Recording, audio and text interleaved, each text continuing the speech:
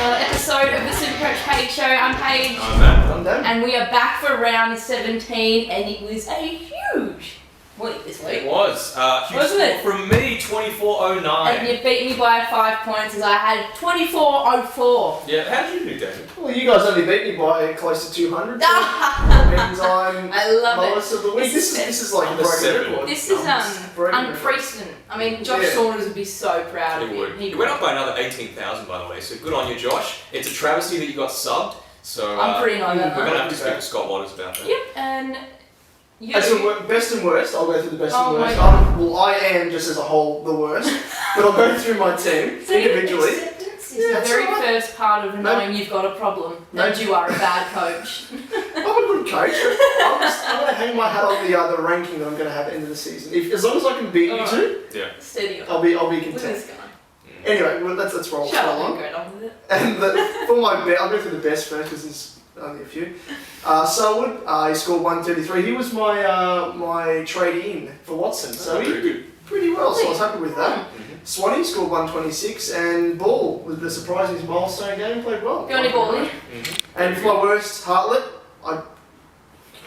I want to say many things about Hartlett. We're going to but keep this I will- due right, but Yes. you, sir. Yeah, that's to, right. To mimic one K-Sheedy. Oh, yeah. And Heartless. Gibbs. Heartless. Heartless. Gibbs, he was just as bad, 69, dinner for 2. And Nic Nat as well, 69, dinner for 2. Dinner for 2. So, Mitchell was bad for me with 51. Lowest score. Zach Clarke as well, ever since Aaron Sanders has come back, hasn't been very good. He only got 64. And Cox as well only got 70 on. So, Yeah. not very good scores for me. Well, we but had pretty much the same players there, apart from Clarke. Mine were obviously not Stevie J, had a fantastic game, but I'm not happy with you, so cut that. Sam Mitchell, yeah. terrible.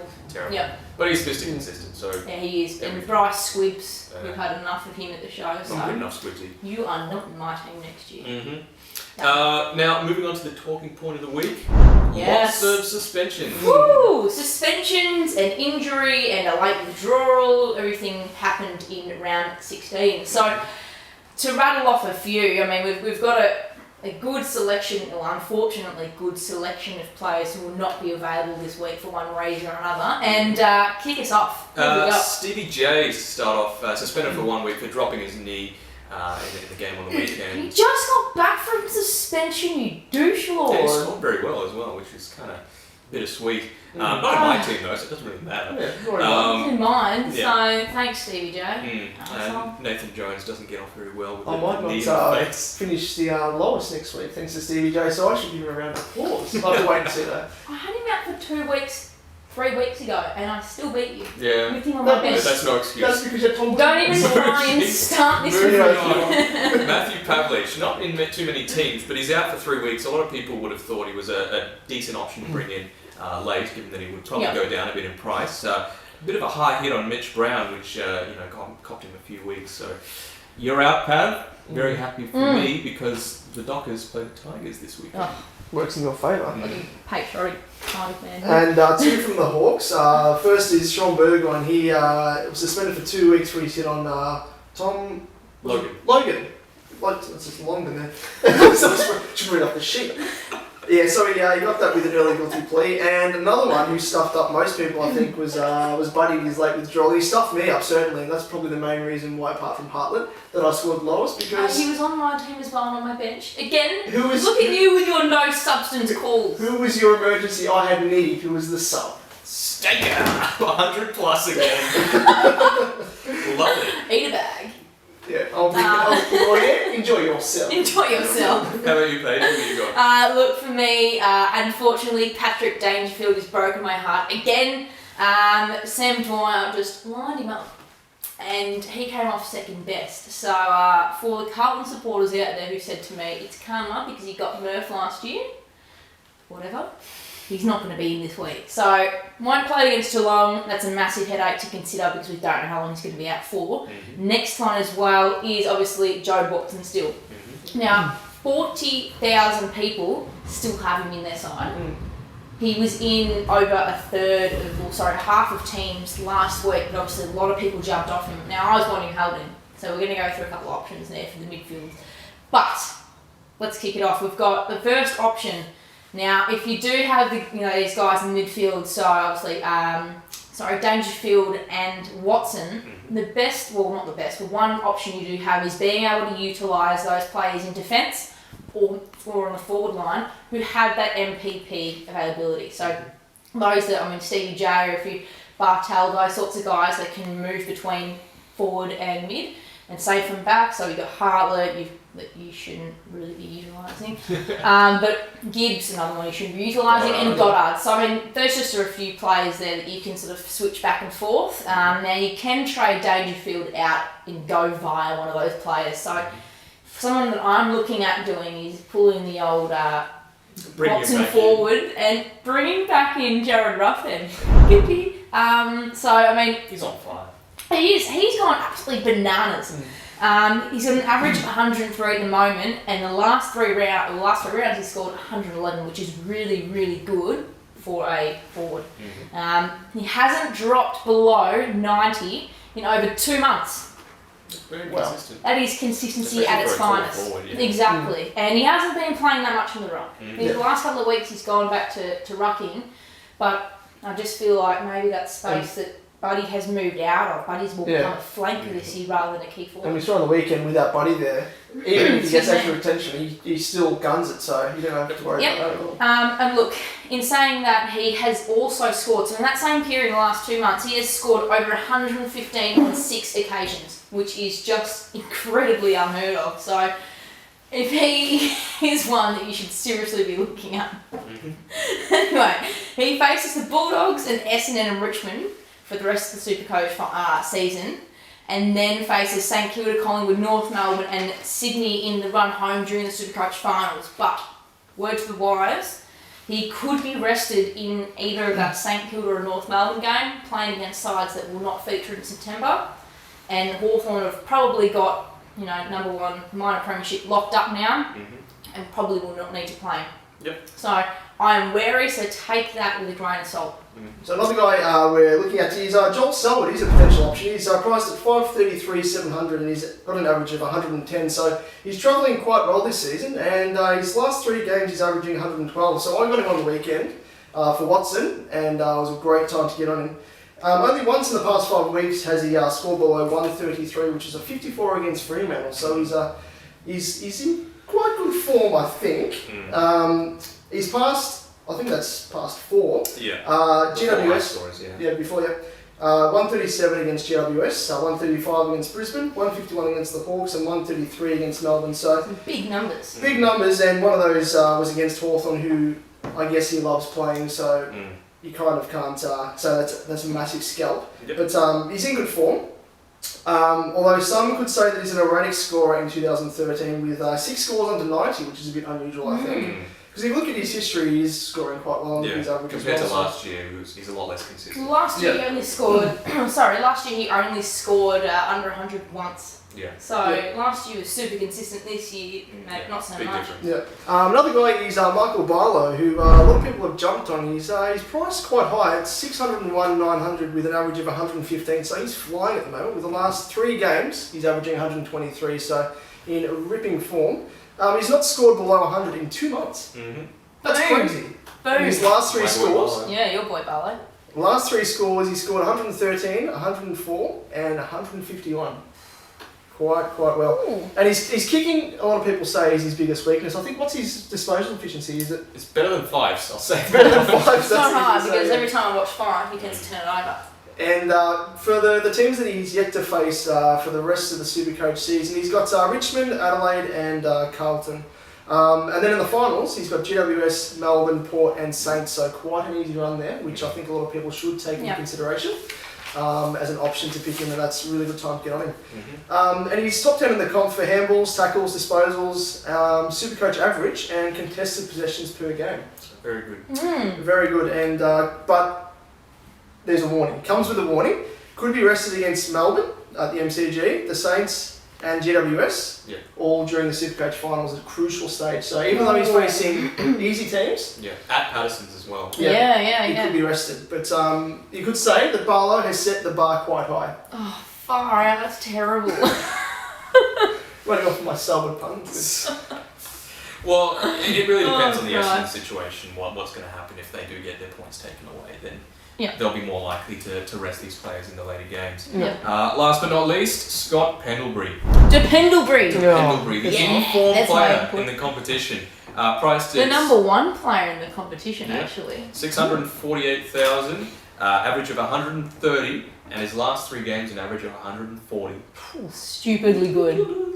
And he's only in 42% of sides. I was lucky enough to start with him at the start of the year. Yeah. I went small. And he's played every game, and he's only dropped below 100 once. And that's when you compare that to Gary Ablett. Mm-hmm. And I know Gary Ablett didn't play last week, so Pendlebury went past him in points. Yep. But he's now gone past him again with that big 155, was it? 153. 153. So he is taking Yep. this competition by storm. Mhm. And if you said only, 40% of teams have got him? Yeah.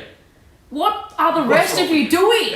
Jeez. Yeah. Not got enough trades. If you've got Watson or bloody Dangerfield, if this isn't a sign to get Yeah. Pendlebury, count your season over. Yeah. And 11 times he's scored over 120 as well, so he's always 11. a solid captain option. 11 times. Always. Far out. And yeah, ranked number 1 in so many areas. Effective disposals, SuperCoach scores, ranked 3rd overall in disposals per game and 4th overall for clearances. So he does it all. He never misses as well in front of goal. No, he's very reliable. And he's got Gold Coast, GWS and Essendon for the remainder of the SuperCoach season.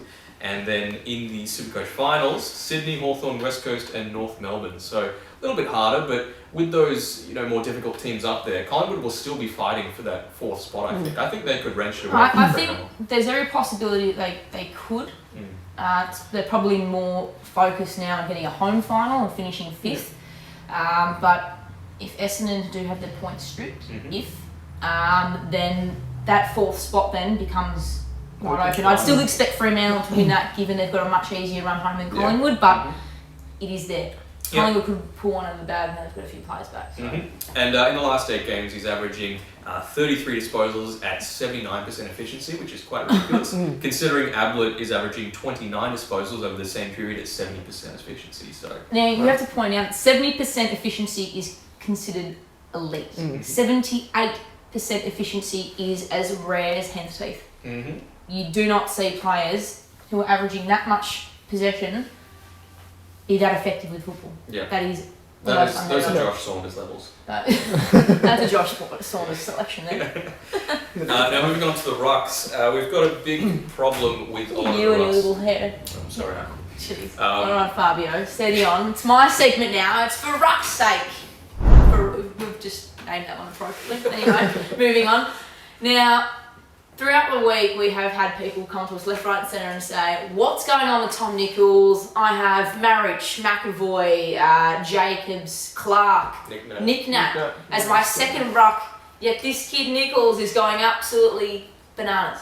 Now, we'll throw out a couple of stats just to begin with. So, Tom Nicholls, he's priced at 370,000, which is pretty awkwardly priced. So, for those of you who got on him early, congratulations. Now, 6 games he's played in this season. He played one in 2011. But this year alone, his lowest score was 76 against Essendon. He's scored big against Richmond, Brisbane, Adelaide, North Melbourne and Geelong, who coincidentally all have very good ruck stocks. So he's competing with the best. He's also one of the most athletic rucks in the competition. And let me flick over the page here. He's playing his Gold Coast number 1 ruck, and he's ranked 14th overall in hit-outs per game, which is massive when you can take into consideration that he's only played 6 games this year. Yeah. So, and guys like Jacobs and Marriage placed between 10 and 13. Yeah. So that is big. Now, quick fact on Tom Nicholls. He's averaged 14 disposals, 9 contested possessions, 22 hit-outs, 5 tackles and 4 clearances in his first 7 games of AFL. Basically, those numbers are unprecedented for a young ruckman, and he's only 21 years old. So, if you got on Nicholls when he was on the bubble, fantastic, you're already halfway there. Now, if you were like me and taken you've rolled the dice, so to speak, you've played him as your second ruckman. Now, if you've done that, give yourself a pat on the back because that is big props to you. Lucky. You have gotten away with some major luck now. You did it with Blitzards as well. I did it with Blitzards. I had Blitzards on field for 2 weeks and he scored 100 both weeks. And then I ditched Leuenberger for Stevie J when Leuenberger went out injured and only was out for 2 weeks. And now I have been, the last month or so, I have been playing Nicholls on field, and I can tell you, from someone who's got him, I'm a very happy camper. He's more consistent than Nic Nat, he's more consistent than Jacobs, and he's got 101 average. So those numbers alone, but people are sort of saying, well, is it worth bringing him in? Should I ditch a premium ruckman for him? We'll just go through a few quite quickly. Sam Jacobs, he's 406k. He's only got an average of 82. Last year was up around 110. Last 3 scores of 83, 64, 103, not good enough. I would downtrade him if you've got the trade, that is, and opt to use Nicholls. Yeah. That would be my advice straight off the bat with him. For a premium, 82 average isn't enough. No, it's not enough. When you're considering that he's having scores stinkers in the 60s and Nicholls' lowest score is in the 70s. Yeah. And compared with these other guys, which we're about to run through, he's been bad all season, I think. Yeah. So he's one I'd consider definitely. I would definitely take him for his cash, just trade him down to Liam McBean so you keep that MPP availability there, or just piss him off to Craig Mole or someone like that who's 96k and won't play. Moving on, Ivan Marriage, 468,000, average of 95. He played last week against the Gold Coast and scored 86, but before then he hasn't played since round 13. So injuries, coming to point in the season. You're the Tigers man, what's the deal with him? Well, he's got a groin that he's going to have for the rest of his career. It's just a groin soreness, and he's always going to be rested around the halfway point of the season. I've got a feeling that they're going to rest him again in round 22 against GWS. Orange's shown that he's good enough to be a second ruckman. He's not an Angus Graham, he's not a Tom Derrick, where he's completely useless.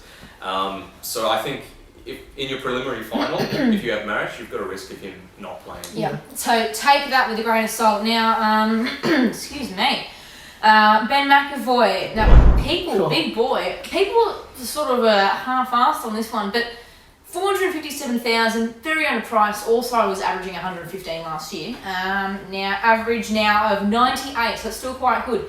Last 3 scores: 78, 105, 120. It's not that bad. If you've got McAvoy, keep him. Zach Clarke, your boy, 437,000. Now, he's got a huge break-even this week of 141. It is inevitable that he will drop in price.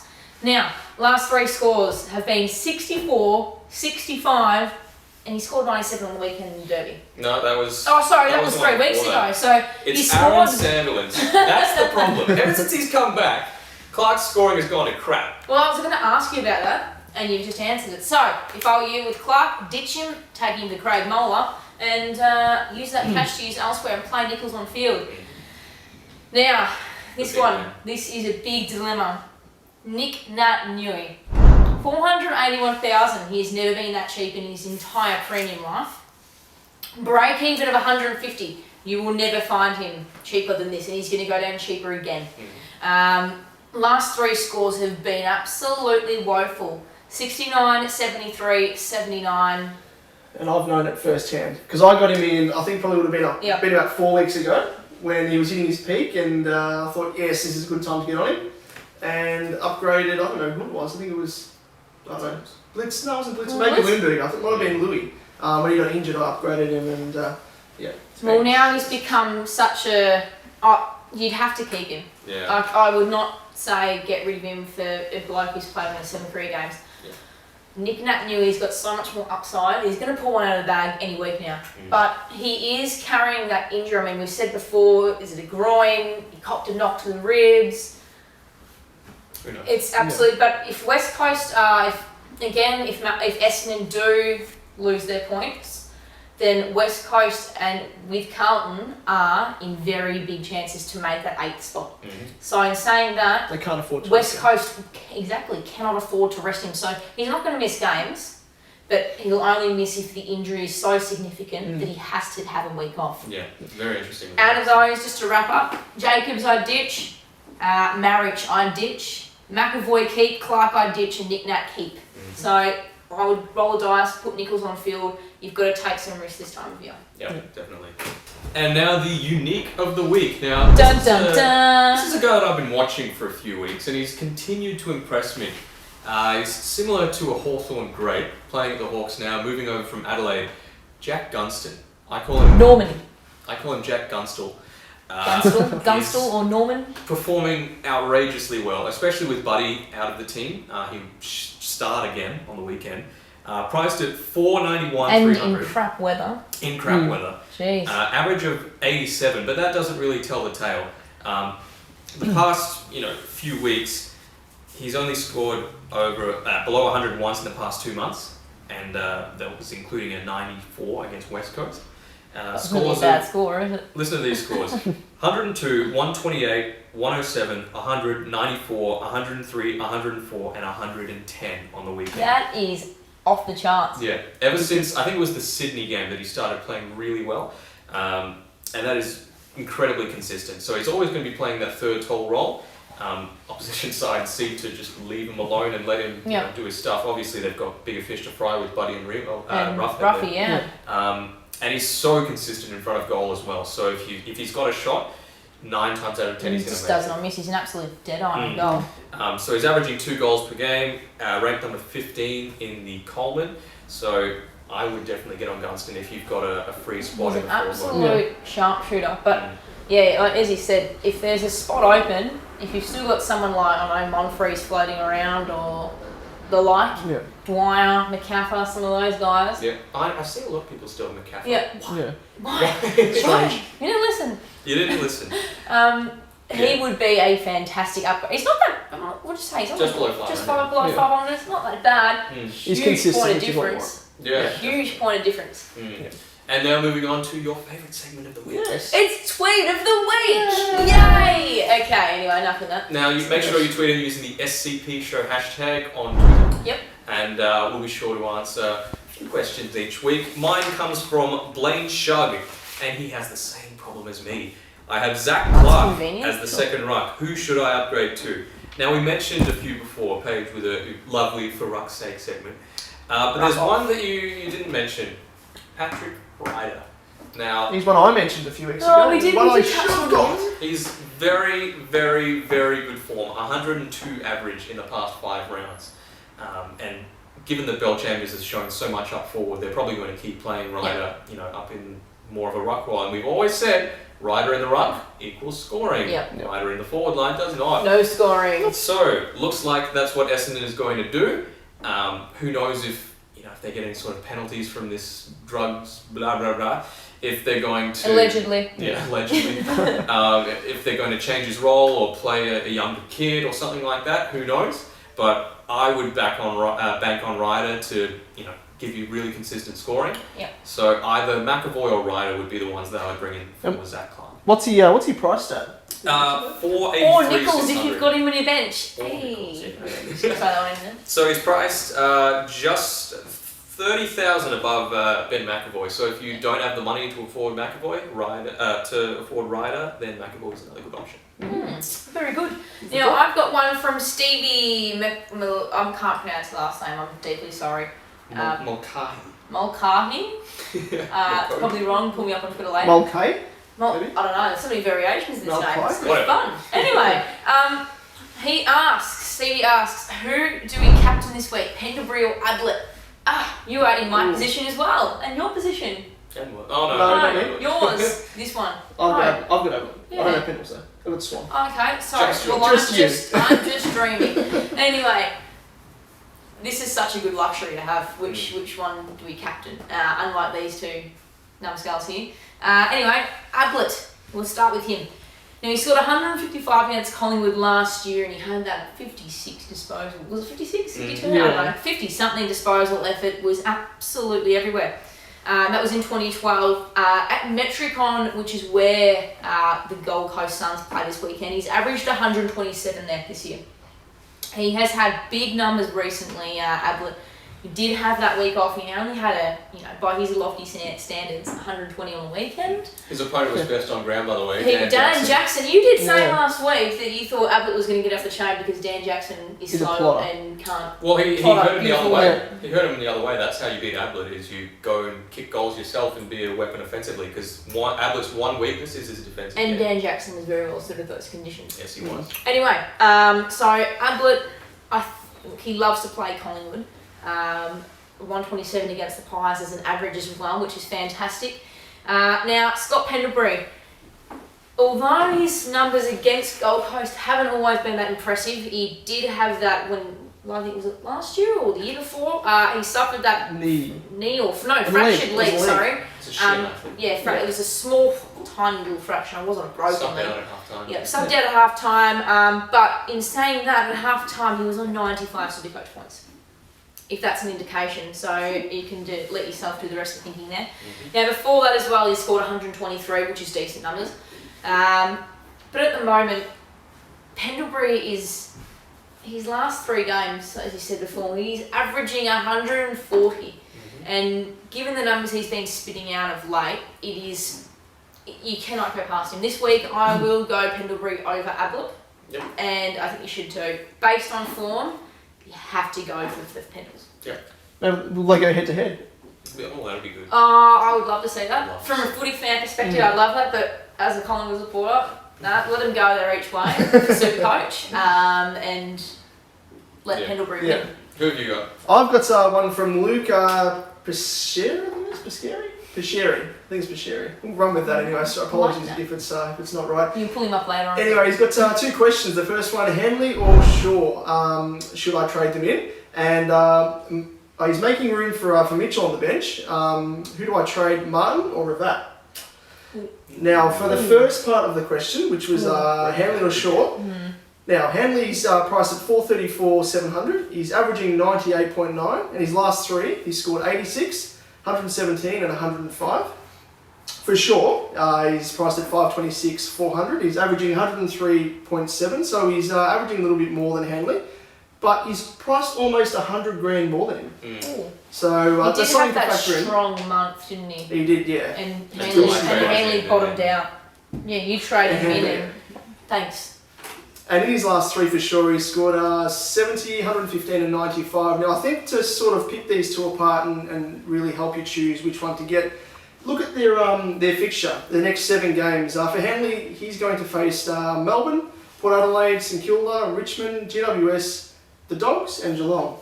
So it's probably 1, 2, 3, 4, 5 easy games. Could they make... No. Not even to finish that. Don't think so. They could make 10th. Yeah. Just putting it out there, that's a very good draw. So carry on. And for sure, he's got I reckon a more difficult draw than Hanley. He's facing Gold Coast, GWS, Essendon, Sydney, Hawthorn, West Coast and North. So there's a couple of teams in North and West Coast looking to make the 8. They've got top 4 sides of potential: Hawthorn, Sydney, Essendon, and the 2 plotters in Gold Coast and GWS. So I think factoring the draws in, I'd go for Hanley. I think he can have a higher ceiling, or just as high as Shaw. Keep the 100k, definitely. And bank the 100k right there. And the second part of his question, to trade out Martin or Ravat. Now, I think you should trade Martin. Yep. Got to go Martin for sure. He hasn't played for, was it 2 rounds? I think it was round 14 he last played. And with Beams back in the midfield, I think he's now effectively taken his spot. And even if he does come back in, I think he's going to be played off the bench, which means his scoring upwards going to be affected. So, but with that injury to Clinton Young, there's a spot open. But I think Marty Clarke will probably take that. Yeah.